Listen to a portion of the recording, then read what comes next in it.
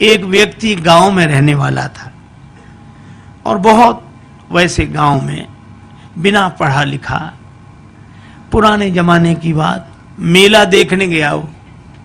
मेला गांव से थोड़ी दूर पर लगता था, 4-5 किलोमीटर पैदल चल के गया। अब मेले में उसने तरह तरह की चीजें देखी, मेला पहली बार देखा था, बड़ा खुश हो रहा था।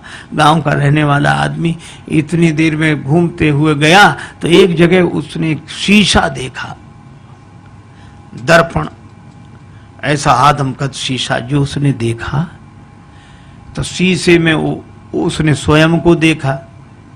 अब वो ये नहीं समझ पावे कि हम ही हैं।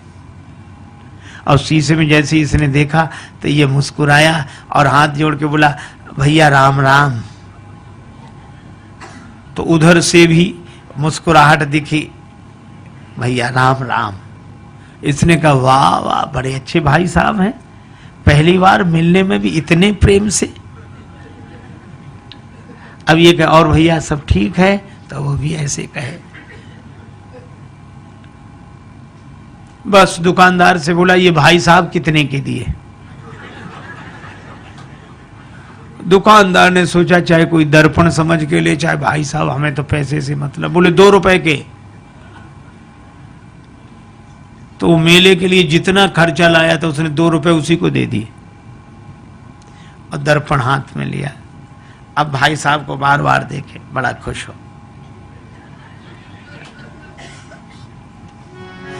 कृषक एक सीसा ले घर आयो, कृषक एक सीसा ले घर आयो, अपनों सो प्रिय साथी पाके हेरी हेरी हर सायो। कृषक एक सीसा ले घर आयो, कृषक एक सीसा ले घर आयो।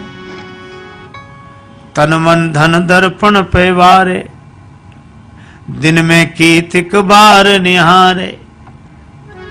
बार बार नतमस्तक है के बैठक में लटकायो। कृषक एक शीशा ले घर, शीशा लेकर आया, बैठक में लटका दिया। अब वो तन मन धन दर्पण पे वारे, दिन में कीतिक बार निहारे, अपनों सो प्रिय साथी पाके हेरी हेरी हर्षायो। अब भीतर पत्नी के पास बैठे और थोड़ी देर में गए, अच्छा 1 मिनट रुको, अभी आया। फिर जाए, और भैया अच्छी तरह हो, बढ़िया है। फिर लौट कर आ जाए और मन में सोचे, बड़े अच्छे भाई साहब हैं, ना खाते हैं ना पीते हैं और हमेशा मुस्कुराते रहते हैं, प्रसन्न रहते हैं, बहुत अच्छे हैं भैया, वाह वाह। फिर जाए और फिर आ जाए। अब दिन में 2-3 बार ऐसे ही करे तो पत्नी को लगा कि पहले तो ये कभी ऐसे जाते नहीं थे, ये जाते कहाँ हैं? ठीक है, ये जब बाजार जाएंगे तब मैं देखूंगी। वो गए कहीं बाहर घूमने, पत्नी गई देखने कि देखूं तो क्या ये बैठक में क्या है जो बार बार। अब पत्नी गई तो वहां तो शीशा था और शीशे में जो पत्नी ने देखा तो उसे अपनी शकल दिखी। पत्नी बड़ी नाराज, अब मैं समझ गई, इसी की वजह से आता है। अब इसने मुक्का ताना, दांत कट गए, चू चू, तो उधर से भी मुक्का ताना, दांत कट गए। बस संभ्रम चली आई घरवारी, सन्मुख सुंदर नारी निहारी। आए गई है सौत हमारी, क्रोध हृदय में छायो। कृषक एक शीशा ले घर आए। अब उसको बड़ा क्रोध हमारी सौत को ले आया है, इसी की वजह से आता है। और बस भाग पड़ी, बस मैं न रहूंगी, विष हो या डूब मरूंगी। विष खा लूंगी, मर जाऊंगी, कुएं में गिर जाऊंगी, बस रहूंगी नहीं, मैं तो अभी जाती हूं, चाहे जो कुछ हो जाए। और रोना शुरू किया तो धाई सास बहू रानी ने कैसो रुदन मचायो। कृषक एक शीशा ले घर आए। उसकी सास दौड़ी, क्या हुआ क्या हुआ बेटी, क्यों रो रही है, बहू क्यों रो रही है? बहू बोली, अपने बेटे की करतूत देखो, बैठक में किसको लाकर बिठाया, और मैं तो रहूंगी नहीं, चली जाऊंगी। और सास बोली नहीं मैं देखती हूं, मैं देखती हूं।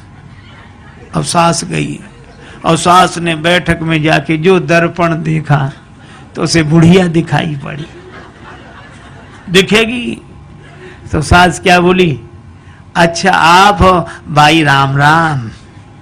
वो भी राम राम बोली। क्षमा करना बहू समझ नहीं पाई। फिर बहू को डांट कर बोली, क्या कह रही है तू? बुढ़िया है, वृद्धा माता, हमारी उम्र की है, सेवा के लिए लाया होगा। आई चली सास तत्क्षण में वृद्धा दीख पड़ी दर्पण में। बहू से बोली, अरी बावरी या बुढ़िया पर मेरो लाल लुभायो।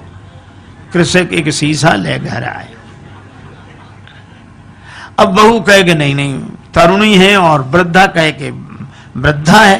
अच्छा दर्पण ऐसा जो सामने आ जाए उसी को दिखा दे। बहू सामने जाए तरुणी, देखो ये बैठी और सास कहे हट मैं देखती हूँ, वो देखे सो वृद्धा दिखे। अब सास बहू का झगड़ा, सास बहू का झगड़ा आके ससुर निवारो। ससुर ने कहा क्या है मैं देखता हूं, क्यों ये कलह मचा रखा है। अब ससुर आया, ससुर ने कहा तुम दोनों अलग हो। अब ससुर ने जो देखा दर्पण तो उसे बूढ़ा आदमी दिखाई पड़ा। तो ससुर बोला, अरे भैया राम राम, आप हो, माफ करना ये समझती नहीं है। दोनों को फटकारा, दाढ़ी वालों पुरुष देख के दोनों को फटकारो। ससुर बोला ससुर अरी मूर्खाओ, धर के मानो देह लजाओ, मर न गई तुम नारी पुरुष को भेद समझ ना पायो। तुम स्त्री पुरुष का भेद नहीं समझ सकी। सास कहे नहीं है तो वृद्धा बुढ़िया है। ससुर कहे कि नहीं बूढ़े भाई साहब बैठे, और बहू कहे कि नहीं तरुणी है।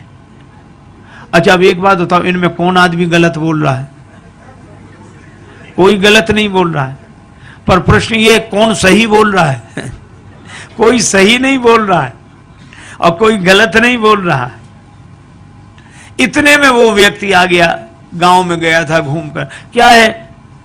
मां बोली बैठक में किसको बिठाया है? वो बोला हमारे भाई साहब हैं। बहू बोली भाई साहब है। एक तरुणी को लाकर बिठाया, वृद्धा बोली नहीं वृद्धा है, और ससुर कहे, वो पिता कहे कि नहीं वृद्ध व्यक्ति है, वो कहे नहीं हमारी तरह युवक हैं। अब जो दर्पण के सामने जाए दर्पण उसी का चेहरा दिखा दे। अच्छा अब आप बताओ, शीशा से बनते शुभ दर्शन, तापे मचो घोर संघर्षण।